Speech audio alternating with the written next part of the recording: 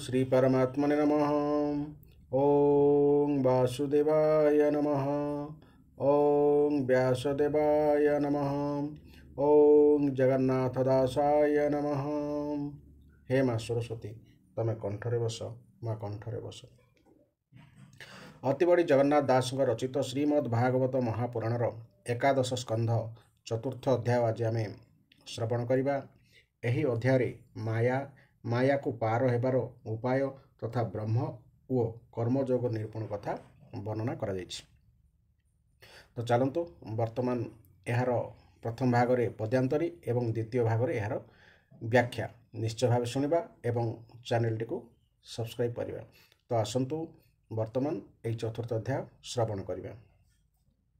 चतुर्थे मायार लक्षण जेमते तहु परित्राण ब्रह्मसो रूप पुणि कर्म ए चारि विषय व्याख्यान।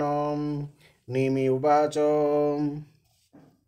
बोलंती निमि पुण्यदेह बोलंती निमि पुण्यदेहा जगन्मोहिनी विष्णुमाया किरूपे संसारे प्रचरे प्राणिता केमन्ते निस्तहरे। ताहा जानिते मोर इच्छा कहिपु राओ मनवांछा। गोविंद कथा सुधापान शुणिस तस नोहे मोहन। विष्णुमा यारे मुहि भ्रमी जन्म रणे पथ श्रमी। से तापे तापी तुम देह अमृत पान मते दिय। ताप सध तुम वाक्य ता शुणी बोले अंतरिक्ष उवाच सुणरा जन शुद्ध चेता जे विष्णु मायार व्यवस्था के जानी पारे ता संसारे। शुणक हिबा किछि तोरे अनादि पुरुष अनंत जेमते सर्जिले जगत। निर्लेप प्रभु भगवान मायार परम कल्याण। मायार परम कारण संसार क्रीड़ा इच्छा करी भावे ईश्वर रूप धरी। ईश्वर तेज अंतराल तक्षणे उपुजिला काल।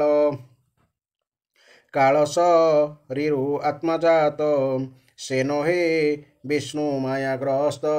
आत्मा समीपे आशा करी जीवहु पूजे माया धरी। से जीव ईश्वर आयत त्रिगुण माया रे जंत्रित। से माया जीव देह थाई प्रकृति रूपे संभव होई। से माया गुण मोहदादि जगत कारण प्रसिद्धि। से माया जीव को नाई ईश्वर बसे क्षोभ पाई। जेसने जल बिंब जले रूप प्रकाश वायु बहले। से रूपे विराट पुरुष ईश्वर माया रे प्रवेश। ताहार मध्ये आत्मा रूपे जीव भ्रमयी माया कल्पे। जीव विषय भोगर्थे नाना प्रपंच ए जगते। जे उच्च नीच देहधारी ए पंच महाभूते कहरी। सृष्टि रई भगवान से माया प्रकाशे प्रधान। जीवर भोगा भोग पाई दश इंद्रिय मन होई। प्रवेश करे तार मध्य विविध विषयंक सधे। बसई जीवर समीपे निर्लेप निरंजन रूपे। जीव को भुंजाई भुंजई अंतरे साक्षी रूपे थाई। जीव नई मोर देह तेणु सई माया मोह। करे राये सर्वकर्म जे वेद ବିଧି ନିଜ ଧର୍ମ ସଙ୍ଗନୁ ହୋଇ କର୍ମ ଫଳେ ନଳିନୀ ଦଳ ଯେହ୍ନେ ଜଳେ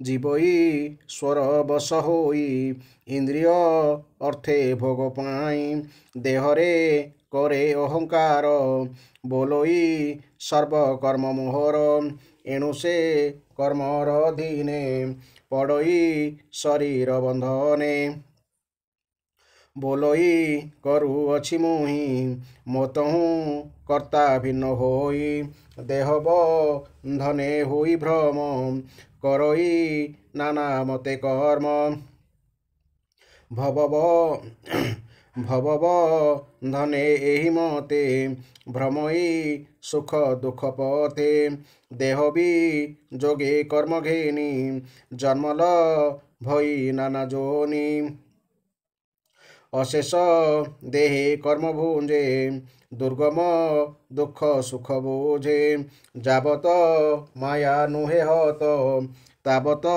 সুখ দুঃখে গ্রস্ত ভবস কটে ଏହି মতে ভ্রমই দুঃখ সুখ পথে এ বিষ্ণু মায়ার বিধান শুণ হে বিদেহ রাজন যে নিরাকার আদি কন্দ ନିର୍ଗୁଣ ନିତ୍ୟ ସଦାନନ୍ଦ ଅନାଦି ନିଧନ ସେ କାଳ ସୃଷ୍ଟି ପ୍ରଳୟେ ଅଧିକାର ଅନାଦି ନିଧନ ଅର୍ଥାତ୍ ଯାହାର ଆଦି ଅନ୍ତ ନାହିଁ ଏ ସୃଷ୍ଟି ତାର ଦେହ ଗତେ ପ୍ରବେଶ ହେବା ଯେବେ ଚିନ୍ତେ ପ୍ରଳୟ କାଳ ତାଜ ରାଶି ବେগে ବ୍ରହ୍ମାଣ୍ଡ ମଧ୍ୟେ ପହସି ସତେବ ରସ ଦେବ ମତେ ଜଳନ ବର ସେ ଜଗତେ ଦ୍ୱାଦଶ ସୂର୍ଯ୍ୟ ଶୂନ୍ୟ ରହେ ତିନି ଭୁବନ ତେଜେ ଦେହେ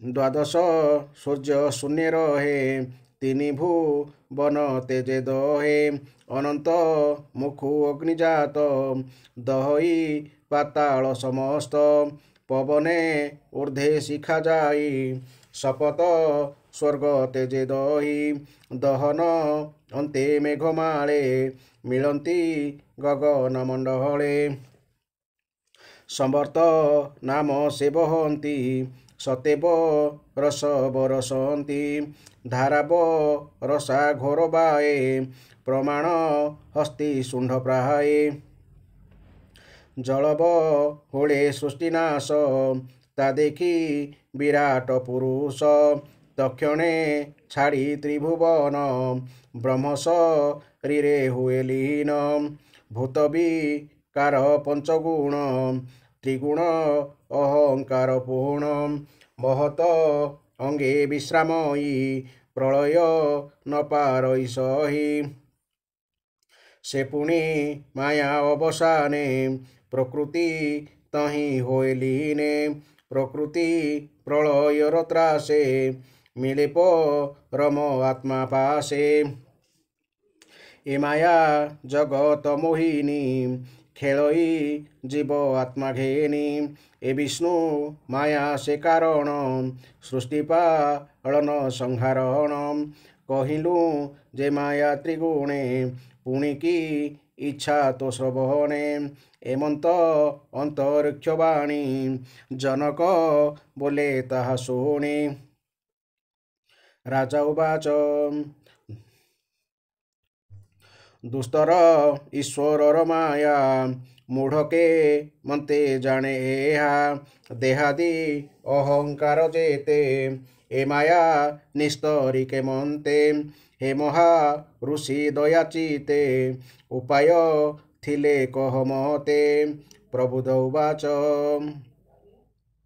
প্রবুধ বলে শুণ রায়ে কহিবা যে মন্তে উপায়ে দুঃখ বি নাশি সুখ পাই অখণ্ড ভোগ ভুঞ্জি মহি এমন্ত চিন্তি গৃহবাসে কর্ম রই ফল আসে কামিনী সঙ্গে করে ভাব কেবল দুঃখ মাত্র লাভ দেখিয়ে ମନ୍ତ ବିପରୀତ ଜାଣିବ ଏ ମାୟା ଜଗତ ମରଣ ପଥ ହେତୁ ଧନ ତାର ଅର୍ଜନେ ନିତ୍ୟ ମୋହନ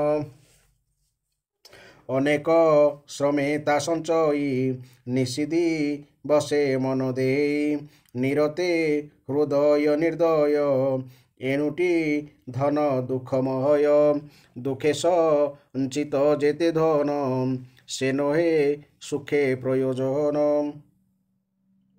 অর্থাৎ দুঃখে সঞ্চিত যেতে ধন সে নহে সুখে প্রয়োজন অর্থাৎ সংসাରରେ অতি କ୍ଲେଶ ଓ କଷ୍ଟ ସହନ ପୂର୍ବକ ଉପାର୍ଜିତ ଓ ସଞ୍ଚିତ ଧନ ବିନାଶଶୀଳ ଅଟେ ଅବିନାଶୀ ପରମ ସୁଖକୁ ପାଇବାର ଏ ଧନ କୌଣସି ପ୍ରକାର ସାହାଯ୍ୟ କରେ ନାହିଁ ପଶୁତ ନୟ ଦାରା ଦାସ ଏ ସର୍ବ ବିଜୁଳି ପ୍ରକାଶ ଏହାଙ୍କ ସଙ୍ଗେ ବନ୍ଦୀ ହୋଇ ପୋଷଇ ଦୁଃଖ ଭାର ବହି ସେ ପୁଣି ଯାନ୍ତି ଯେଝା ପତେ ଶୋକସ ତାପ ଦେଇଚିତେ ଏହାକ ସଙ୍ଗ ଫଳ ଏହି ଏ ଭାବ ମୂଢ଼ ନ ଜାଣଇ ଉଭୟ ଲୋକ କରେ ନାଶ ଏହି କାରଣେ ଗୃହବାସ ଭୁଞ୍ଜଇ ନିଜ କର୍ମଫଳ ସେ ପୁଣି ନୁହଇ ନିଶ୍ଚଳ ଗୃହୀ ସ୍ୱ ଭାବେ ପୁଣ୍ୟ କରି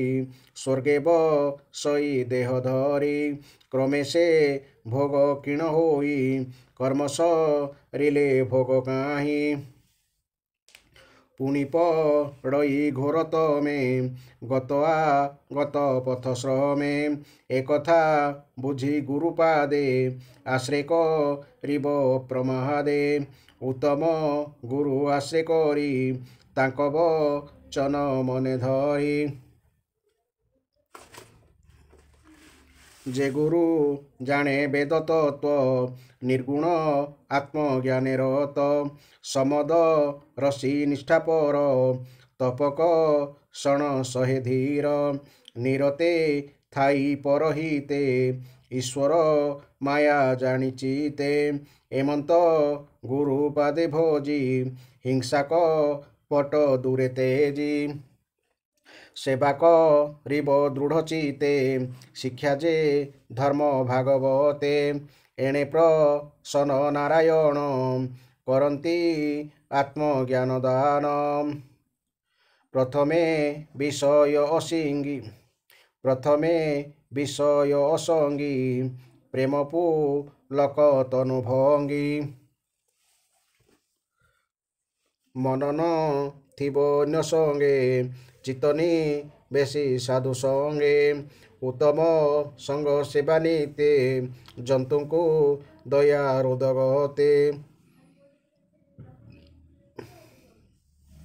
সমস্ত লোকে মিত্র ভাব এ আদি যতনে সাধিব শৌচ তপ দয়া গুণ মৌন বেদ অধ্যয়ন অহিংসা সুখ দুঃখে সম যে ব্রহ্মচর্য আদি কর্ম এ আদি ধর্ম মান যেতে শিক্ষা করিব যথোচিতে জগত বিষ্ণু ভাবে চাহি উদাস ভাবে দেহ ভই ନିର୍ଲେପେ ସର୍ବସଙ୍ଗେ ଥିବ ସ୍ୱଭାବ କର୍ମ ହିଁ କରିବ ଗୃହ ଆରମ୍ଭି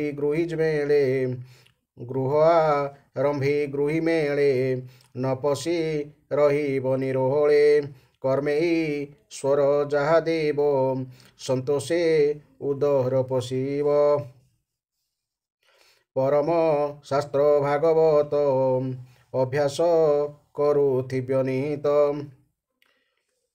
ପରମ ଶାସ୍ତ୍ର ଭାଗବତ ଅଭ୍ୟାସ କରୁଥିବ ନିତ୍ୟ ଯେ ଅନ୍ୟ ଶାସ୍ତ୍ରେ ଗୁଣ ଦୋଷ ମୁଖେ ନ କରିବ ପ୍ରକାଶ ମନ ବଚନ ଯେଣେ ଦମି ସେ ଶାସ୍ତ୍ରେ ହେଉଥିବ ଶ୍ରମୀ ସତ୍ୟ କହିବ ନିତ୍ୟ ତୁଣ୍ଡେ କେବେ ହେଁ ନଥିବ ପାଷଣ୍ଡେ କୃଷ୍ଣର ଜନ୍ମ କର୍ମ ଗୁଣ ନିରତେ ପଠନ ଶ୍ରବଣ ଦେହ ভাবে যেতে কর্ম বেদব চনে কুল ধর্ম সকল কৃষ্ণে সমর্পিব নিষ্কাম চিত্তে নিত্য থিব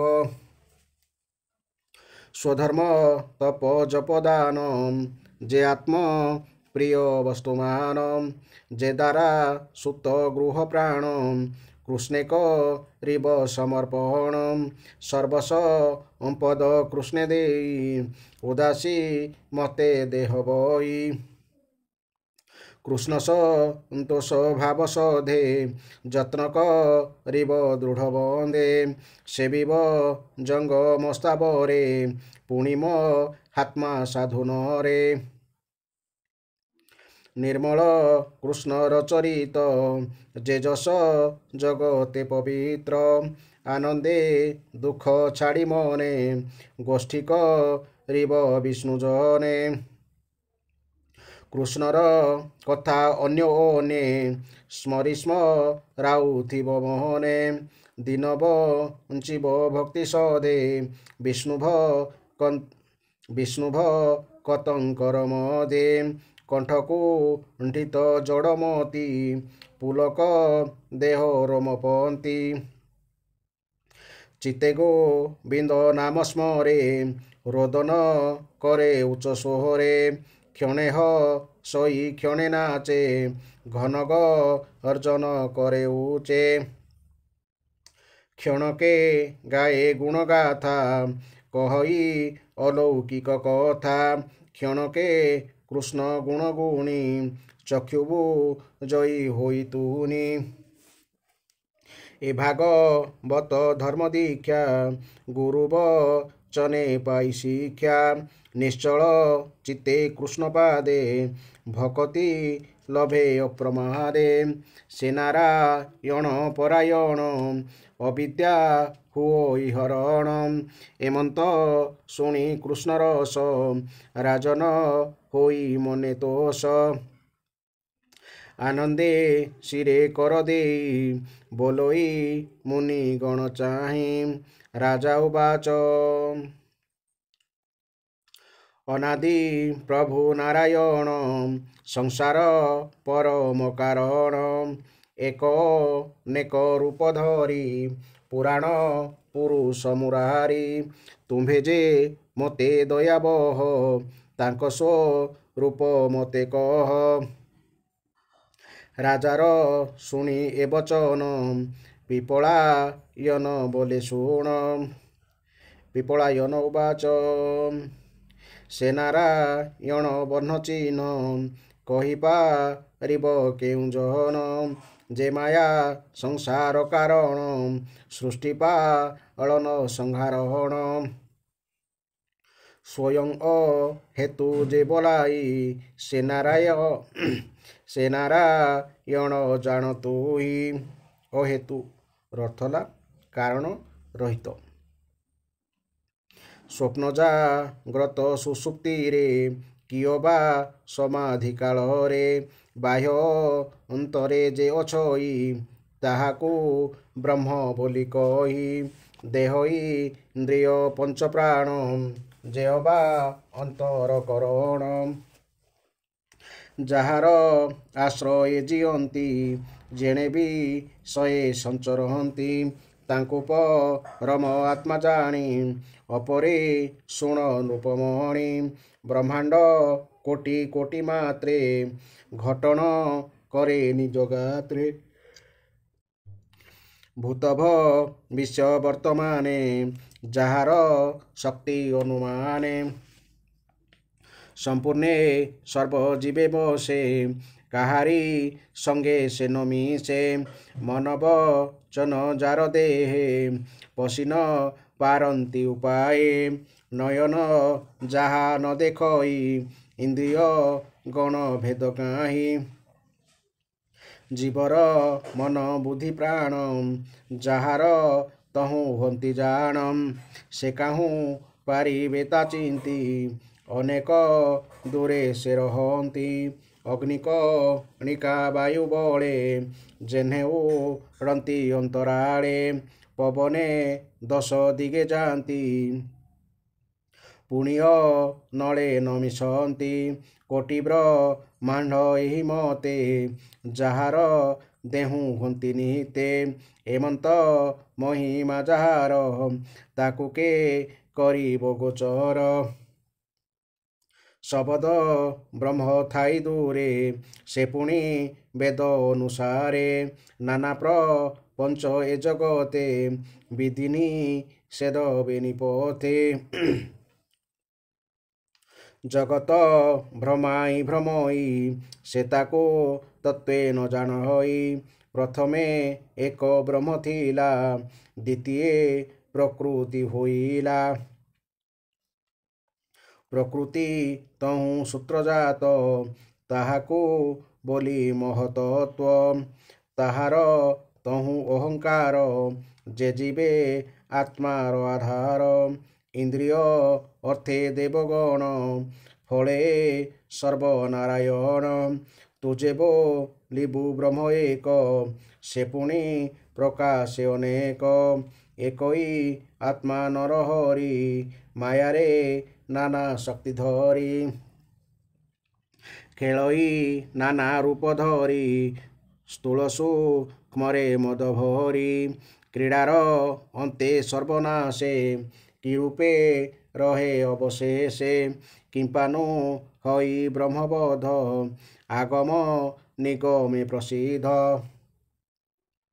ଏମନ୍ତ କରୁ ଯେବେ ମନେ ଶୁଣ କହିବା ସାବଧାନେ ନିତ୍ୟ ନିର୍ଗୁଣ ଭଗବାନ ସେ ନୁହେଁ ଆଦି ଅବସାନ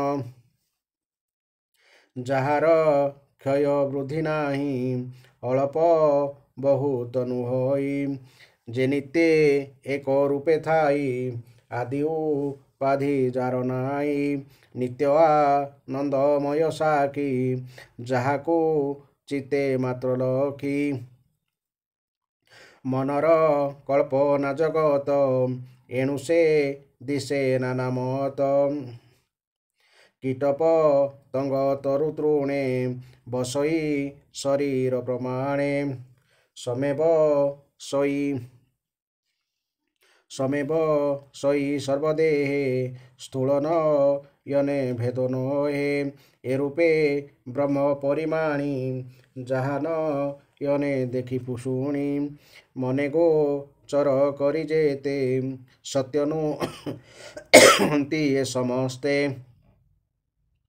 ଏଣୁ ଏ ଆତ୍ମା ନିର୍ବିକାର ଉପାଧି ଗୁଣେ ସେ ବିକାର ଆଦି ଉପାଧି ଯେବେ ପାଇ ଆଦି ଉପାଧି ଯେବେ ଯାଇ ସେ ନିତ୍ୟ ଏକ ରୂପ ହୋଇ ନିତ୍ୟ ଆନନ୍ଦମୟ ସାକ୍ଷୀ ସୁଷୁପ୍ତି ବୋଧେ ମାତ୍ର ଲକ୍ଷୀ ଏମନ୍ତ ରୂପ ନାରାୟଣ ତୋ ବା ବିଚାରୁ ଏସର ପୁଣି ସଂସାର କିମ୍ପା ହୋଇ ମାୟା ସଂସ୍କାର ଯେଣୁ ଥାଇ ସେ ମାୟା ନାଶ ଯାଇ ଯେଣେ ଶୁଣ କହିବା ଏକ ମନେ ସେ ପଦ୍ମ ନାଭ ପଦ୍ମପାଦ ହରଇ ବିଷୟ ବିଷାଦ ସକଳ ଛାଡ଼ି ସେ ଚରଣ ଯେ ଭଜେ ଏକତ୍ୱ କରିଣ ସେ ପାଦ ତାରେ ଦୟା କରେ ଭକ୍ତି ଜନ୍ମଇ ତାର ଦହରେ ଘୋର କଳମସ ଚିତୁନାଶେ ନିର୍ମଳ ତତ୍ତ୍ୱ ପରକାଶେ ଦର୍ପଣେ ରବି ବିମ୍ବ ଯେନେ ବ୍ରହ୍ମ ପ୍ରକାଶେ ତାର ମନେ ଏମନ୍ତ ମୁନି ମୁଖ ଶୁଣି ହୃଦେଶାନନ୍ଦ ରୂପମଣି ଜନକ ଶୋକ ଗଦ ଗଦେ ଆନନ୍ଦେ ନମି ମୁନି ପାଦେ ବୋଲଇ ଶିରେ ଦେଇ କର କୋମଳ ବଚନ ଗଭୀର ରାଜା ଉବାଚ ଭୋମୁନି କହ କର୍ମଯୋଗ ଯେନେ ଖଣ୍ଡଇ ଭବରୋଗ ଯେ କର୍ମେ ସର୍ବକର୍ମ ନାଶେ ପରମ ବ୍ରହ୍ମ ପରକାଶେ ଜୀବନୀ ସ୍ତରେ ଯାହା କରି ଅନ୍ତେଲ ଭଇ ନରହରି ସେ ଯୋଗ କହ ମୁନିଗଣ ନମଇ ତୁମ୍ଭର ଚରଣ ଏକଥା ମୁଁ ପିତା ସମୀପେ ପୁଛିଲି ଚତୁରସନକେ କିମ୍ପା ସେ ନ ଦେଲେ ଉତ୍ତର ଏକଥା କହ ମୁନିବର ଆବିର ହତ୍ର ତାହା ଶୁଣି ବୋଲନ୍ତି ଶୁଣ ନୃପମଣି ଆବିର୍ହୋତ୍ର ଉବାଚ ଯେ କର୍ମ ବିକର୍ମ ଅକର୍ମ ଏ ତିନି କହନ୍ତି ନିଗମ ଈଶ୍ୱର ବାକ୍ୟ ତିନି ବେଦ ବ୍ରହ୍ମାଶଙ୍କରେ ନୁହେଁ ଭେଦ ଏଣେ ମୋ ହିତ ସର୍ବଜନ ନ ବୁଝି ବେଦର ବଚନ ତୁମ୍ଭର ବାଳ ଭାବ ଯେଣୁ ସେ ମୁନି ନ କହିଲେ ତେଣୁ ପରୋକ୍ଷେ ଧର୍ମ ବେଦ କହେ ପୁତ୍ରକୁ ଯେହ୍ନେ ବାପ ମାଏ ଔଷଧ କଟୁ ତିକ୍ତ ଆଣି କହନ୍ତି ନାନା ଚାଟୁବାଣୀ ମଧୁର ବସ୍ତୁ ଥୋଇ ତଳେ ଲୋଭେ ଭୂ ଯାନ୍ତି ତାକୁ ବଳେ ତେଣେ ହ ରହି ତାର ରୋଗ ଆନନ୍ଦେ କରେ ସୁଖ ଭୋଗ ବେଦ ବଚନ ଏହି ମତେ କରାନ୍ତି କର୍ମ ମୋକ୍ଷ ଅର୍ଥେ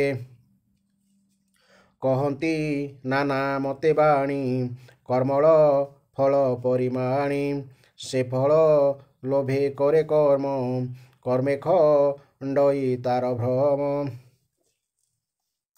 ଏହାକୁ କର୍ମ ବୋଲି ଜାଣ ଏ ଧର୍ମ ନିଗମ ପ୍ରମାଣ ଅଜିତ ଇନ୍ଦ୍ରିୟ ଯେ ବାଣୀ ଅଜିତ ଇନ୍ଦ୍ରିୟ ଯେ ଅଜିତ ଇନ୍ଦ୍ରିୟ ଯେ ପ୍ରାଣୀ ସେ ନ କରନ୍ତି ବେଦବାଣୀ କହନ୍ତି ମୂର୍ଖଙ୍କର ରୀତି ବିକର୍ମେ ଜନ୍ମ ମୃତ୍ୟୁ ପାଆନ୍ତି ଏହା ବି କର୍ମ ବୋଲି ଜାଣି ଅକର୍ମ ଶୁଣ ନୃପମଣି ନାନା ପ୍ରକାରେ ଧର୍ମ ଶୁଣି ବେଦ ବଚନ ନ ପ୍ରମାଣୀ ଭେଦ କରନ୍ତି ବେଦ ପଥେ ପାଷାଣ୍ଡ ଗୁରୁ ବାକ୍ୟ ମତେ ଉଭୟ ଲୋକ ତାଙ୍କ ନାହିଁ ନିରାଶେ ଥାନ୍ତି ଦୁଃଖ ସହି ଅକର୍ମ ମତ ଏ ବିଚାର ଏବେ ହୋ ଶୁଣ ନୃପବର ଯେ ଧର୍ମ କହେ ବେଦ ମତେ ଆନନ୍ଦେ ଧରି ତାହା ଚିତେ କର୍ମେ ସମ୍ପାଦି କର୍ମଫଳ ଯେ ଭାବେ ହୃଦୟ ନିର୍ମଳ ସେ ଫଳ କୃଷ୍ଣ ପାଦେ ଦେଇ ଚିତେ ଭକତି ଭାବହି ତାହାଙ୍କୁ ବୋଲି ମହାମତି ଦୁର୍ଲଭ ମୁକ୍ତି ସେ ଲଭନ୍ତି ଏ ବେଦ ଈଶ୍ୱରର ବାଣୀ ବ୍ରହ୍ମାର ବଚନେ ପ୍ରମାଣୀ ବେଦେ କହନ୍ତି ଫଳଶ୍ରୁତି ରୋଚନ ଅର୍ଥେ ମୂଳ ମୁକ୍ତି ଏଣୁ ଏ ବେଦ ମାର୍ଗେ ତରି ଏକାନ୍ତେ ବିଷ୍ଣୁ ଆଶ୍ରା କରି ଗୁରୁ ବଚନ ପରିମାଣେ ବିଷ୍ଣୁ ଭକତି ତୀକ୍ଷ୍ମ ବାଣେ ଏଣେ ଯେ ମାୟା ଜାଲ ଛେଦେ ବିତୁଷ ସଂଶୟ ଗ୍ରନ୍ଥି ଭେଦେ ନିର୍ଭয়ে ସଂସାରେ ଭ୍ରମଇ ବିଷ୍ଣୁ ମାୟାରୁ ସେ ତରଇ ଏବେ ହୋ ଶୁଣ ନରନାଥ ଭକ୍ତି ଲକ୍ଷଣ ବିଧିମତ ଗୁରୁ ବଚନ ଧରି ଶିରେ ଈଶ୍ୱର ରୂପ ଅନୁସାରେ ପ୍ରତିମା କରି ନାନା ମତେ ଯେ ବିଧି ବିଧାନ ଭକତେ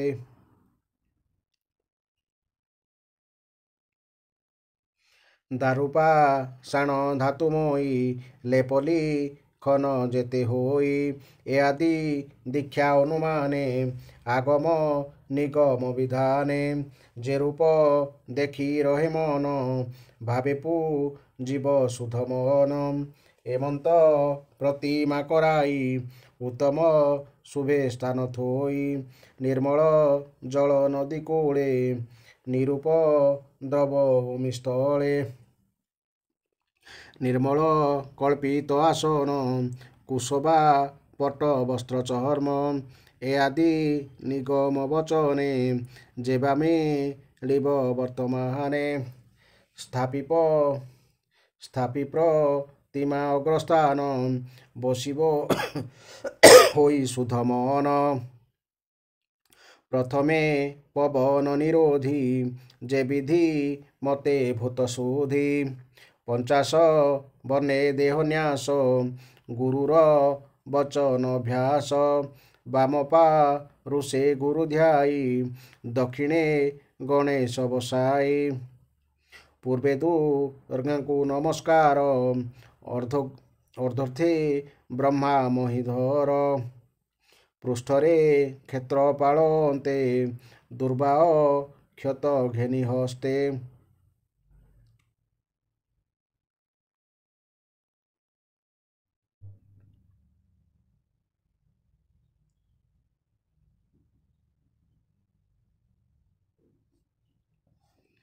करिब 10 दिश रक्षा करिब 10 दिग रक्षा दिगब धन मंत्र दीक्षा पूजार उपहार द्रव्य जेबामे लिब यथा लाभ प्रथमे जल अर्घ्य करी संख्य क्षत पुष्प भरी अंगमे दिनी द्रव्यमान से जड़े करिब प्रक्षण आधार शक्ति आदि ध्याने पूजिब निश्चल आसने हृदय पद्म अधिष्ठाने पुष्पे पूजिब मंत्र ध्याने धर्मादि चतुरचरण पाशेय धर्म चारिगण मध्येक मल दल जेते कर्णिका केशर सहिते स्वमंत्रे रवि स्वमनल पूजिब तृतीय मंडल सत्वादि गुणे न्यास करी भावे पूजिब आत्माचारी चतुर आत्मा शक्ति नव पूर्वादि दिगे ता पूजिब केशरे मूल मंत्र स्मरी ध्याने पूजिब मुद्रा धरी प्रतिमा देहे निज अंगे न्यास करिब मंत्र भागे हृदय आदि न्यास करी ध्याने निरोपी नरहरि पाद्यार्घ्य आचमन आदि स्नान भूषण वासविधि धूपदीप पुष्प चंदन भोजन द्रव्य समर्पण अंगौ पांग आदि जेते पूजिब पारिषद मते वस्त्र क्षत आदि जेते मंत्रे समर्पी शुद्ध चित्रे वस्त्र क्षत आदि जेते मंत्रे समर्पी शुद्ध चित्ते अक्षत एठी कहीं लिखा है विष्णु को पूजारे अक्षत को केवल कपाल रे तिलक करिवार व्यवहार करा जाए अर्चना रे अक्षत व्यवहार करा जाए नहीं एमंते पूजी नरहरि बहुत दंडवत करी कृष्ण को ईश्वर प्रत्यक्षे मणिन मिब पुण पछे ध्याने कृष्ण को हृदय धरी मंत्र हृदय पद्मे भरी एमंते पूजा नित्य करी शेष निर्माल्य शिरे धरी प्रतिमा जेबे न पाइब शुणक हिबा पूजा भाव रबिय नले किबा जले अथवा हृदय कमले हरिंकी पूजी एते मत गृहे जे अतिथि आगत ताहांको विष्णु भावे मानी पूजिब देई अन्न पाणी एमंते विष्णु पूजा करी ए भव जलु जाती तहरी कृष्णर भावे दृढ़ बुद्धि करिल बंती सर्वसिद्धि ए भावे ईश्वरर वाणी जे एहा एकादशे शुणी कृष्णे କୃଷ୍ଣେ କରନ୍ତି ଦୃଢ଼ଚିତ ନୁହନ୍ତି ମାୟାରେ ମୋହିତ ଖଣ୍ଡଇ ଭବ ଭୟ ତ୍ରାସ କହଇ ଜଗନ୍ନାଥ ଦାସ ଇତି ଶ୍ରୀମଦ୍ଭାଗବତେ ମହାପୁରାଣେ ପରମହଂସା ସହିତାୟାଂ ଏକାଦଶ ସ୍କନ୍ଧେ କର୍ମଯୋଗ କଥନେ ପୂଜାବିଧି ବର୍ଣ୍ଣନ ନାମ ଚତୁର୍ଥୋଧ୍ୟାୟ। ବର୍ତ୍ତମାନ ଏହି ଅଧ୍ୟାୟର ଆମେ ବ୍ୟାଖ୍ୟା ଶୁଣିବା। ରାଜା ନିମି ପଚାରିଲେ, ଭଗବାନ ସର୍ବଶକ୍ତିମାନ ପରମ କାରଣ ଭଗବାନ ବିଷ୍ଣୁଙ୍କ ମାୟା ବଡ଼ ବଡ଼ ମାୟାବୀଙ୍କୁ ମଧ୍ୟ ମୋହିତ କରିଦିଏ। ତାହା କେହି ବି ଜାଣିପାରନ୍ତି ନାହିଁ। ମୁଁ ସେହି ପ୍ରଭୁଙ୍କ ମାୟାର ସ୍ୱରୂପ ଜାଣିବାକୁ ଚାହେଁ। କୃପା କରି ମୋତେ ତାହା କହନ୍ତୁ। ମନୁଷ୍ୟ ସଂସାରରେ ତ୍ରିତାପରେ ସନ୍ତପ୍ତ ହୋଇ ରହିଛି। ଭଗବାନଙ୍କର କଥାରୂପୀ ଅମୃତ ହିଁ ହେଉଛି ସେହି ତ୍ରିତାପ ଜ୍ୱରରୁ ରକ୍ଷା ପାଇବାର ଏକମାତ୍ର ଔଷଧ। ଆପଣଙ୍କ ମୁଖରୁ ଭଗବତ କଥାରୂପୀ ଅମୃତ ସେବନ କରି ମୋର ସେହି କଥା ଶୁଣିବାର ଉତ୍କଣ୍ଠା ଆହୁରି ଅଧିକରୁ ଅଧିକ ବଢ଼ି ଚାଲିଛି। ମୁଁ ଏତିକିରେ ତୃପ୍ତ ହୋଇ ପାରୁନାହିଁ। ତୃତୀୟ ଯୋଗୀଶ୍ୱର ଅନ୍ତରିକ୍ଷ କହିଲେ, ହେ ମହାଭାଉ, ଆଦିପୁରୁଷ ଭଗବାନ ନାରାୟଣ ହେଉଛନ୍ତି ସକଳ ପ୍ରାଣୀଙ୍କର ଆତ୍ମା। ସେ ହିଁ ପଞ୍ଚ ମହାଭୂତରେ ଛୋଟ ବଡ଼ ସମସ୍ତ ପ୍ରକାର ପ୍ରାଣୀକୁ ସୃଷ୍ଟି କରିଛନ୍ତି। ସେ ହିଁ ସମସ୍ତଙ୍କୁ ବିଶ୍ୱଭୋଗ ପ୍ରଦାନ କରିବା ନିମନ୍ତେ ଅନେକ ପ୍ରକାର ସାମଗ୍ରୀ ପ୍ରସ୍ତୁତ କରିଛନ୍ତି ଏବଂ ନିଜ ଆତ୍ମସ୍ୱରୂପର ଜ୍ଞାନକୁ ବିସ୍ତାର କରିବା ନିମନ୍ତେ ସ୍ୱୟଂ ହିଁ ଅନେକ ରୂପ ହୋଇଯାଇଛନ୍ତି। ଏଣୁ ସକଳ ସୃଷ୍ଟି ହେଉଛି ଏକମାତ୍ର ପରମାତ୍ମାଙ୍କର ହିଁ ସ୍ୱରୂପ। ଏପରି ଭାବରେ ପରମାତ୍ମା ସମସ୍ତ ପ୍ରାଣୀକୁ ନିର୍ମାଣ କରନ୍ତି ଏବଂ ପଞ୍ଚ ମହାଭୂତରେ ନିର୍ମିତ ସେମାନଙ୍କ ଶରୀର ମଧ୍ୟରେ ଅନ୍ତର୍ଯାମୀ ରୂପରେ ସ୍ୱୟଂ ପ୍ରବିଷ୍ଟ ହୋଇଯାଆନ୍ତି। ନିଜକୁ ଏକ ମନ ଓ 10 ଇନ୍ଦ୍ରିୟରେ ବିଭକ୍ତ କରି ସେ ସ୍ୱୟଂ ହିଁ ଗୁଣମାନଙ୍କୁ ଉପଭୋଗ କରନ୍ତି, କିନ୍ତୁ ସେ ସେହି ଗୁଣମାନଙ୍କରେ ଆସକ୍ତ ହୁଅନ୍ତି ନାହିଁ। ତାଙ୍କରି ଦ୍ୱାରା ପ୍ରକାଶିତ ଗୁଣ ହିଁ ଗୁଣମାନଙ୍କରେ ପ୍ରବର୍ତ୍ତିତ ହୁଏ। କିନ୍ତୁ ଯେଉଁ ଜୀବ ତାଙ୍କ ଦ୍ୱାରା ନିର୍ମାଣ କରାଯାଇଥିବା ଜାଗତିକ ବସ୍ତୁ ବ୍ୟକ୍ତି ସଙ୍ଗେ ମୁଁ ଓ ମୋର ଭାବନାରେ ସମ୍ବନ୍ଧ ଯୋଡ଼ିଦିଏ ଏବଂ ସେଗୁଡ଼ିକ ଉପରେ ନିଜର କର୍ତ୍ତୃତ୍ୱ ଓ ଭକ୍ତୃତ୍ୱ ଆରୋପଣ କରିଦିଏ, ସେ ବନ୍ଧନରେ ପଡ଼ିଯାଏ। ସେହି ବନ୍ଧନ ହିଁ ହେଉଛି ମାୟା। ଦେହାଭିମାନୀ ମନୁଷ୍ୟ କର୍ମେନ୍ଦ୍ରିୟମାନଙ୍କ ଦ୍ୱାରା ସକାମ ଭାବରେ କର୍ମ କରି ସେହି କର୍ମ ଅନୁସାରେ ଫଳ ଉପଭୋଗ କରେ ଏବଂ ସୁଖ ଓ ଦୁଃଖରେ ବାନ୍ଧି ହୋଇ ଘୂରି ବୁଲେ। ସେ ମୁକ୍ତି ପାଇପାରେ ନାହିଁ। ଏହିପରି ଭାବରେ ଜୀବ ବହୁ ଅଶୁଭ ଗତି ପାଇଚାଲେ। ମହାଭୂତ ସମୁଦାୟର ପ୍ରଳୟ ହେବା ପର୍ଯ୍ୟନ୍ତ ସେ ଜନ୍ମ ପରେ ମୃତ୍ୟୁର ଏବଂ ମୃତ୍ୟୁ ପରେ ଜନ୍ମର ପରବଶୀ ହୋଇ ଜନ୍ମ ମୃତ୍ୟୁ ଚକ୍ରରେ ଘୂରି ବୁଲେ। ଏସବୁ ହେଉଛି ଭଗବାନଙ୍କର ମାୟା।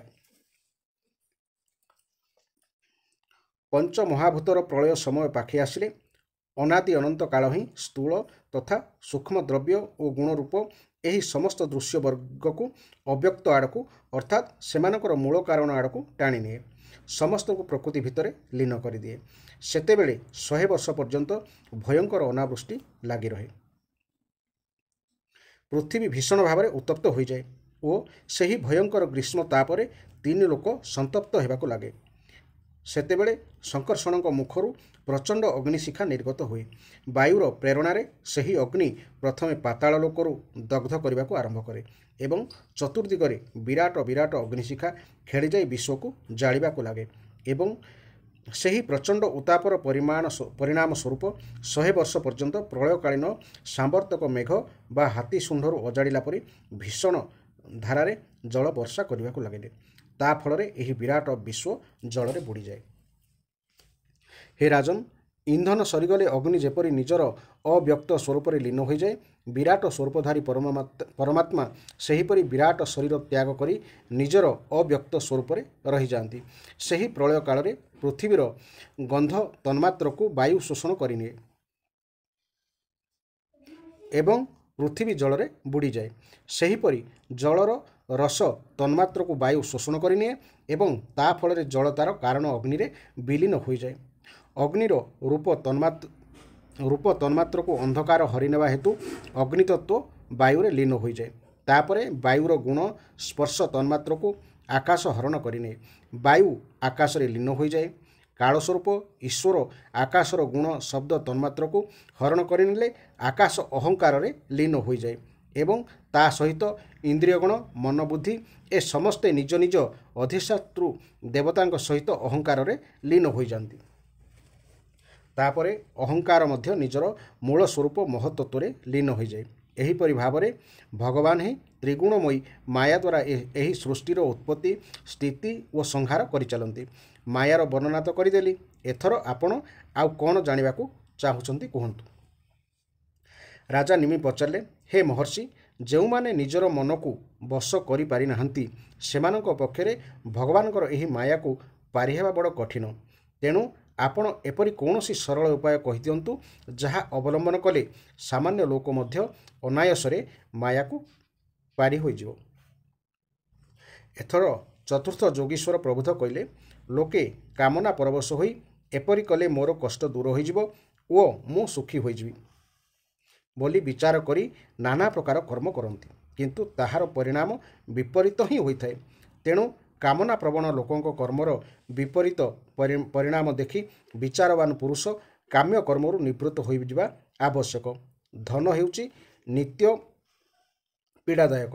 एक तो यह पाइबा कष्टसाध्य, जदि मिलगला तेबे भी आत्मा पाही एक मृत्यु स्वरूप। तेणु जानी रखंतु जे दुखे संचित जेते धन से नहे सुखे प्रयोजन पशुत नय दारा दास ए सर्व बिजुली प्रकाश। एपरी नाशवान पदार्थ मानकरू शाश्वत शांति बा मिलिबो किपरि? ठीक सेहीपरि सकाम अनुष्ठान मिलुवा स्वर्ग आदि मध्य अनित्य और नाशवान बोली बुझिबा उचित। कारण इहलोकरे जेपरि राजा मानक मध्य परस्पर प्रति स्पर्धा भावना रही, सेठारे स्वर्ग आदि मध्य परस्पर प्रति स्पर्धा एवं ईर्ष्या देश रही है। तेणु एपरि राग द्वेषपूर्ण वातावरण में सुख शांति बा किपरि मिल पारिबो? सुतरां सर्वोत्तम कल्याण प्राप्ति निमंते जिज्ञासु को एपरि गुरुंक शरण नेबाकू पड़िबो।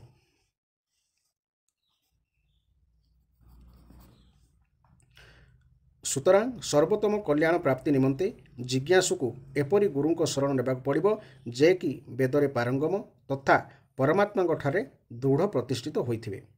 सेभଳି गुरुदेव को से निजर प्रिय आत्मा और इष्टदेव बोली मानिबाकू पड़िबो। तांको पाखरे रही भागवत धर्म विषय उपदेश ग्रहण करने पड़ो। निजर प्रत्येक क्रिया द्वारा सरल बुद्धि द्वारा निष्कपट भाव में तांकर सेवा करने को पड़ो। एपरी कले भगवान अति शीघ्र प्रसन्न हो जाती। भगवान हेउछंती कृपामूर्ति। भक्त मान कृपा करने निमंते से सुजोग खोजती। एपरिकी से भक्त मान पाखरे निजको भी दान कर देइथांती। साधक सर्वप्रथमे सकल स्थिति अंतर भितर पूर्ण अनासक्त हो जातु। साधु सन्थ तथा भक्त मान प्रेम करंतु। यथायोग्य रीति रे सकल प्राणी प्रति दया समस्कंद मान सहित मित्रता वयोज्येष्ठ मान प्रति विनम्रता देखा अभ्यास करंतु। बाह्य और आंतरिक शुद्धि स्वधर्माचरण रूपी तप सहिष्णुता भगवत स्वरूप मनन स्वाध्याय और नाम जप सरलता ब्रह्मचर्य अहिंसा आचरण करी निजको शीत उष्म सुख दुख हर्ष शोक आदि द्वंद्वरु विमुक्त करने को अभ्यास करंतु। एकमात्र आत्मा सर्वत्र परिव्याप्त। एही भावरे सर्वत्र आत्मसत्ता को दर्शन करिबा, एकांत पवित्र स्थान रे बास करिबा, गृह संपद प्रति ममता न रखिबा, सरल साधारण वस्त्र पिंधिबा, सन्यासी होइथिले बकल पिंधिबा एवं जेउठी जेतिकी मिलिला सेथिरे संतुष्ट रहिबा शिखंतु। भगवत प्राप्तिर मार्ग दर्शाउथिबा शास्त्र मानकरे श्रद्धा रखिबा, अन्य शास्त्र मानकु निंदा न करिबा, मन वचन और शरीर रे संयम रक्षा करिबा, सत्यभाषी हेबा, सम अर्थात मनोनिग्रह बा मन को शांत करिबा एवं दम अर्थात इंद्रिय निग्रह करिबा शिखंतु। अद्भुत कर्मा हरिंकर जन्म कर्म और गुणावली श्रवण कीर्तन और ध्यान करिबा, तांकरी पाई सकल क्रिया करिबा तथा जप यज्ञ दान सदाचार और निजर सबु प्रिय पदार्थ एपरिकी निजर स्त्री पुत्र घर और प्राण अर्थात सबुकिछि भगवान को अर्पण करदेवा शिखंतु। श्री कृष्ण ही जहाँकर आत्मा सेपरी मनुष्यों सहित सौहार्द्य स्थापन करने सन्थ महापुरुष मानकर साधारण लोकंकर जहाँ उपरे किछि दैवी दुर्विपाक पड़ी सेमानकर एवं क्षुधा तृष्णा और रोग रे पीड़ित लोकमानकर सेवा करने शिखंतु। ए सबु कर्मर अत्यंत श्रद्धा और प्रेमपूर्वक निष्काम भाव में करने को पड़ो। ଏହାଛଡ଼ା ଭଗବାନଙ୍କର ପରମ ପାବନ ଯଶ ସମ୍ବନ୍ଧରେ ନିଜ ନିଜ ମଧ୍ୟରେ ଚର୍ଚ୍ଚା କରିବାକୁ ପଡ଼ିବ।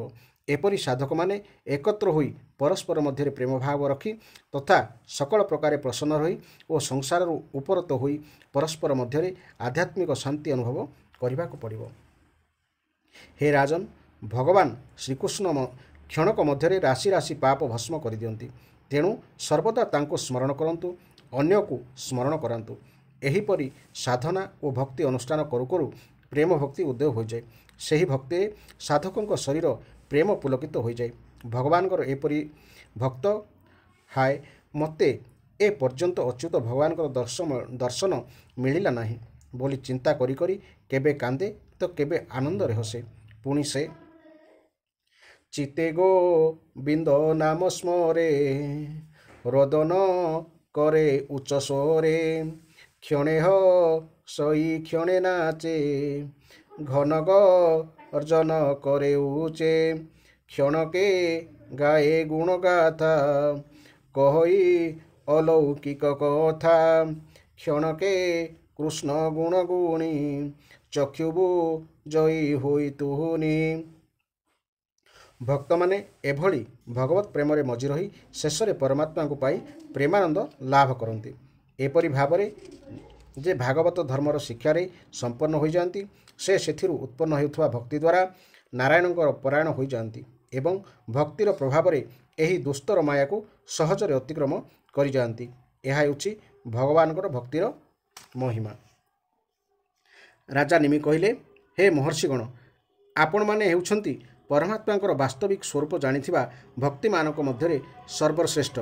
ତେଣୁ ଯେଉଁ ପରମବ୍ରହ୍ମ ପରମାତ୍ମାଙ୍କୁ ନାରାୟଣ ନାମରେ ଉଲ୍ଲେଖ କରାଯାଏ, ତାଙ୍କର ସ୍ୱରୂପ କିପରି ତାହା ମୋତେ ବୁଝାଇ ଦିଅନ୍ତୁ।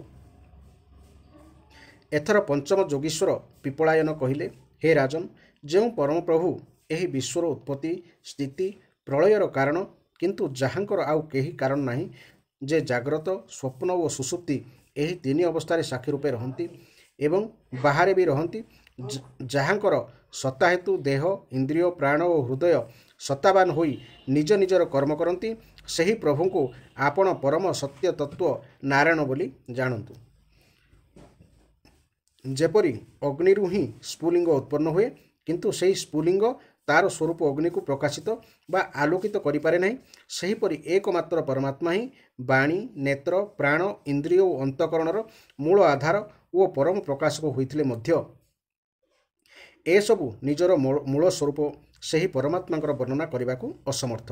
ବେଦଗଣ ମଧ୍ୟ ନିଜର କାରଣ ସ୍ୱରୂପ ପରମାତ୍ମାଙ୍କୁ ବର୍ଣ୍ଣନା କରି ନ ପାରି ତାଙ୍କୁ ବୋଧ କରାଉଥିବା ସାଧନକୁ ନେତି ନେତି ଏହା ନୁହେଁ ବଚନ ଦ୍ୱାରା ନିଷେଧ ବା ପ୍ରତ୍ୟାଖ୍ୟାନ କରି ହିଁ ତାଙ୍କୁ ନିରୂପଣ କରନ୍ତି। ବାସ୍ତବରେ ଦେଖିବାକୁ ଗଲେ ପରମାତ୍ମା ତତ୍ତ୍ୱର ସତ୍ତା ବିନା ନିଷେଧର ମଧ୍ୟ କୌଣସି ଯଥାର୍ଥତା ପ୍ରତିପାଦିତ ହୋଇପାରେ ନାହିଁ। କାରଣ ଅନ୍ୟକୁ ନିଷେଧ କରି କାହାକୁ ନିରୂପଣ କରାଯିବ?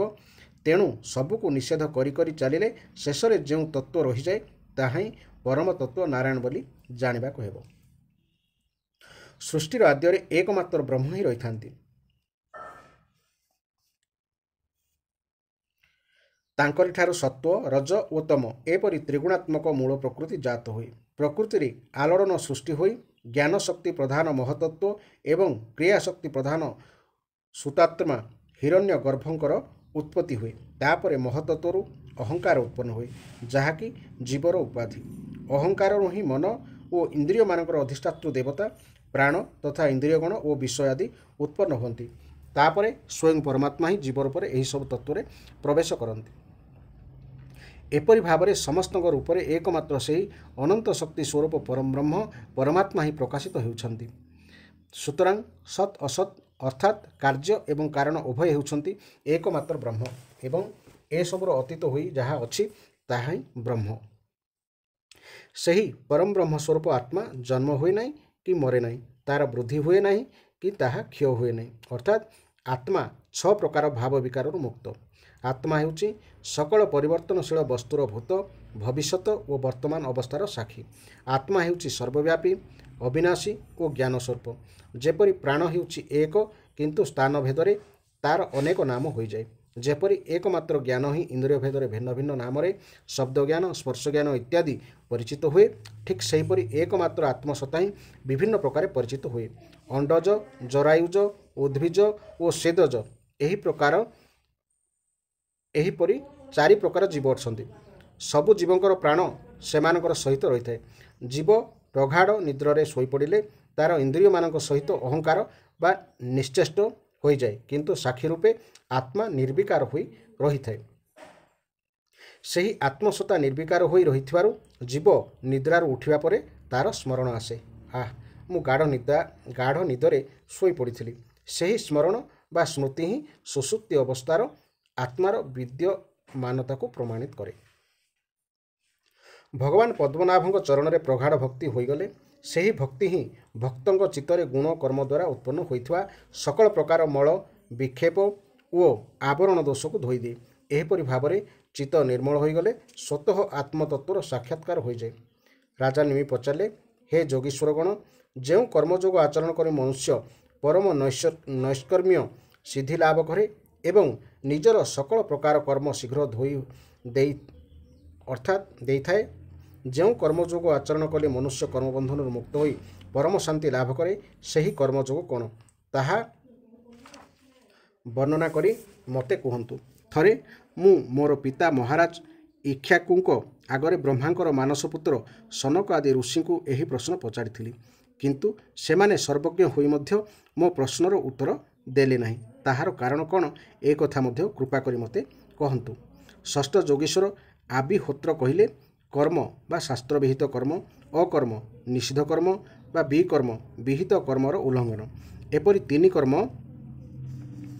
ବର୍ଣ୍ଣନା ବେଦରେ କରାଯାଇଛି। ତାହା ଲୋକଙ୍କ ଦ୍ୱାରା କରାଯାଇ ନାହିଁ। ବେଦ ହେଉଛି ପରମାତ୍ମାଙ୍କର ହିଁ ସ୍ୱରୂପ, କିନ୍ତୁ ବେଦବାଣୀ ପରୋକ୍ଷ ବାଦାତ୍ମକ,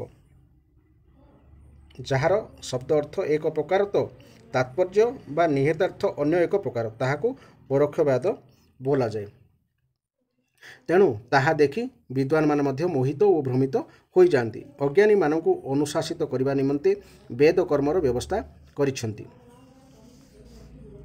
ଔଷଧକୁ ଯେପରି ମିଠେରେ ପୂରାଇ ପିଲାଙ୍କୁ ଖୋଇଦେଲେ ତାଙ୍କର ରୋଗ ଭଲ ହୋଇଯାଏ, ଠିକ୍ ସେହିପରି ବେଦର ନିର୍ଣ୍ଣିତ ବ୍ୟବସ୍ଥା ଅନୁସାରେ କର୍ମ କଲେ ମନୁଷ୍ୟ କର୍ମବନ୍ଧନରୁ ମୁକ୍ତ ହୋଇଯାଏ। ଯାହାର ସକାମ କର୍ମ ଅନୁଷ୍ଠାନରେ ଆସ୍ଥା ଥାଏ, ସେ ଫଳକାଙ୍କ୍ଷୀ ରଖି ସକାମ ଭାବରେ ଯଜ୍ଞ ଆଦି କରେ ଏବଂ ଫଳସ୍ୱରୂପ ସ୍ୱର୍ଗାଦି ଲୋକ ପାଏ। ତେଣୁ ତାର ବେଦବାଣୀରେ ଆସ୍ଥା ଦୃଢ଼ ହୋଇଯାଏ। ଏପରି କରୁ କରୁ ଭଗବତ କୃପା ଯଦି କେବେ ତାର ପରମାତ୍ମା ତତ୍ତ୍ୱ ବିଷୟରେ ଜିଜ୍ଞାସା ମଧ୍ୟ ଜାତ ହୋଇଯାଏ, ତେବେ ବି ତାର ଜୀବନ ସାର୍ଥକ ହୋଇଯାଏ, ସେ ମୁକ୍ତି ପାଇଯାଏ। ସେ ସ୍ୱୟଂ ଅଜ୍ଞାନୀ, ଅଜିତେନ୍ଦ୍ରିୟ, ସେ ବେଦବିହିତ କର୍ମ ଆଚରଣ କରେ ନାହିଁ ଏବଂ ବିହିତ କର୍ମ ଉଲ୍ଲଙ୍ଘନ କରିବାରୁ ପାପଭୋଗୀ ହୋଇଯାଏ। ତାର ଫଳସ୍ୱରୂପ ସେ ମୃତ୍ୟୁ ପରେ ମୃତ୍ୟୁ ପାଇଚାଲେ, ଅର୍ଥାତ୍ ମୋକ୍ଷ ନ ପାଇ ଜନ୍ମ ମୃତ୍ୟୁର ଆବର୍ତ୍ତରେ ଘୂରି ବୁଲେ। ଯେ ଅନାସକ୍ତ ଭାବରେ ବେଦବିହିତ କର୍ମ କରି ତାହା ଭଗବାନଙ୍କୁ ଅର୍ପଣ କରିଦିଅନ୍ତି, ସେ ନୈଷ୍କର୍ମ ରୂପୀ ପରମ ସିଦ୍ଧି ଲାଭ କରନ୍ତି। ବେଦରେ ସ୍ୱର୍ଗାଦି ପ୍ରାପ୍ତି ରୂପୀ ଫଳର ମଧ୍ୟ ବର୍ଣ୍ଣନା ରହିଛି। ବୈଦିକ କର୍ମରେ ରୁଚି ଉତ୍ପନ୍ନ କରିବା ହିଁ ହେଉଛି ସେସବୁର ବର୍ଣ୍ଣନାର ଉଦ୍ଦେଶ୍ୟ। ହେ ରାଜନ୍, ଯେଉଁ ବ୍ୟକ୍ତି ପରମ ବ୍ରହ୍ମ ସ୍ୱରୂପ ଆତ୍ମା ବିଷୟରେ ଅଜ୍ଞାନ ଗ୍ରନ୍ଥିକୁ ପୂର୍ଣ୍ଣ ରୂପେ କାଟିଦେବାକୁ ଚାହାନ୍ତି, ସେ ବୈଦିକ ଏବଂ ଆଗମ ଉଭୟ ପଦ୍ଧତିରେ ଭଗବାନଙ୍କର ଉପାସନା କରିବା ଉଚିତ। ପ୍ରଥମେ ସେବା ଆଦି ଦ୍ୱାରା ଗୁରୁଦେବଙ୍କର ଦୀକ୍ଷା ପାଇ ତାହାପରେ ତାଙ୍କରି ଠାରୁ ଉପାସନାର ବିଧି ଶିଖିବାକୁ ପଡ଼େ। ସାଧକଙ୍କୁ ଭଗବାନଙ୍କର ଯେଉଁ ସ୍ୱରୂପ ପ୍ରିୟ ଲାଗେ ଓ ଅଭୀଷ୍ଟ ବୋଲି ବୋଧହୁଏ, ସେହି ସ୍ୱରୂପକୁ ପୂଜା ମାଧ୍ୟମରେ ସେ ପୁରୁଷୋତ୍ତମ ଭଗବାନଙ୍କୁ ଆରାଧନା କରିବା ଆବଶ୍ୟକ। ସେ ପ୍ରଥମେ ସ୍ନାନ ଆଦି ଦ୍ୱାରା ଶରୀରକୁ ଏବଂ ସନ୍ତୋଷ ଆଦି ଦ୍ୱାରା ଅନ୍ତଃକରଣକୁ ଶୁଦ୍ଧ କରିବେ।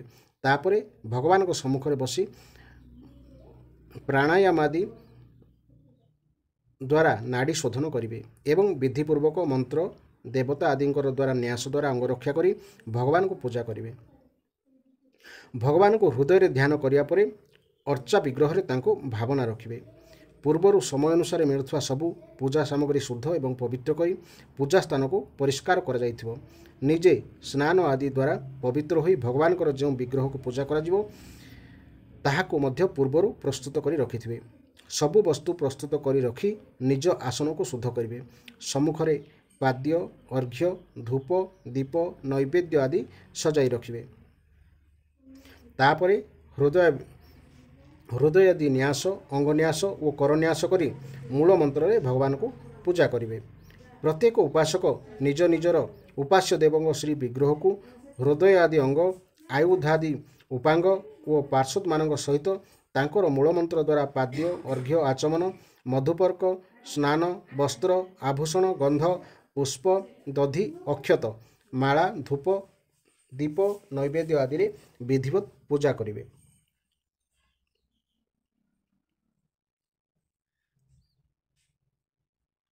ନିଜକୁ ଭଗବାନମୟ ରୂପେ ଧ୍ୟାନ କରି ହିଁ ଭଗବାନଙ୍କ ବିଗ୍ରହର ପୂଜା କରିବେ। ଶେଷରେ ନିର୍ମାଲ୍ୟକୁ ମୁଣ୍ଡରେ ଛୁଆଇଁ ଏବଂ ଆଦରର ସହିତ ଭଗବତ ବିଗ୍ରହକୁ ତାଙ୍କର ସ୍ଥାନରେ ସ୍ଥାପନ କରି ପୂଜା ସମାପ୍ତ କରିବେ। ଯେଉଁ ବ୍ୟକ୍ତି ଏପରି ଭାବେ ଅଗ୍ନି, ସୂର୍ଯ୍ୟ, ଜଳ ଓ ଅତିଥି ରୂପରେ ତଥା ନିଜ ହୃଦୟରେ ସ୍ଥିତ ଆତ୍ମାରୂପୀ ଶ୍ରୀହରିକୁ ପୂଜା କରନ୍ତି, ସେ ଅତିଶୀଘ୍ର ମୁକ୍ତି ହୋଇଯାଆନ୍ତି। ଏହା ଥିଲା ଏକ ସୁନ୍ଦର ଅଧ୍ୟାୟ। ଆପଣମାନେ ଏହାକୁ ନିଶ୍ଚୟ ଶ୍ରବଣ କରିବା ସହିତ ଅନ୍ୟମାନଙ୍କୁ ମଧ୍ୟ ଶ୍ରବଣ କରିବାକୁ ଚେଷ୍ଟା କରିବା ଉଚିତ। ଏହିଭଳି ଭାବରେ ଧାରାବାହିକ ଭାବରେ ଶୁଣିବା ପାଇଁ ଚ୍ୟାନେଲଟିକୁ ନିଶ୍ଚୟ ସବସ୍କ୍ରାଇବ୍ କରନ୍ତୁ। ଜୟ ଜଗନ୍ନାଥ, ଜୟ ଜଗନ୍ନାଥ, ଜୟ ଜଗନ୍ନାଥ।